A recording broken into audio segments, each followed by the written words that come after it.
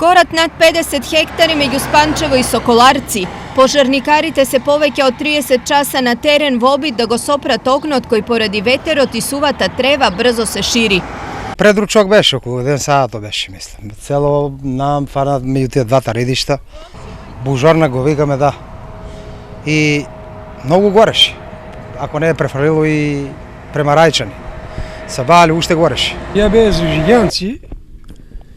Гледа го горе таму еден рит. Гаснењето на пожарот е исклучително тешко зашто ветерот е силен, а теренот непристапен. Они се доаѓале можда да пробат, ама не са ништо цела ноќ пожаро горе.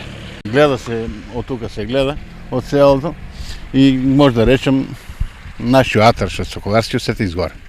Тоа е сушена е травата и нема гасење, мислам рачно да идеш со згранки да можеш да го гасиш. Без тие препарати што ги имат пумпичките тие за гасење. Наместо ниско стеблеста шума, пожарникарите лесно можеле да ги гаснат и селата Рајчани и Врбица, доколку ветерот фател друг правец, сметаат овдешни жители. Могло е, можело и село да се запале. Среќа што југо дуваше, па дувна нагоре, оѓе многу бранеше. Ако што дуваше вчера силен ветер, ако не фанеше дождо, затоа го заврна дожд и ако не фанеше тај дожд, толку беше после можеше на. Што можеше да И па да фане доле, да до некој нивите, да има некој дрвца там доле. Дрвцата навака, тие на кополит, требаше ќе спаднеше. Местото каде беснее пожарот е главното пасиште на сточарите од овој крај, па сега тие ќе имаат проблем каде да го напасуваат добитокот.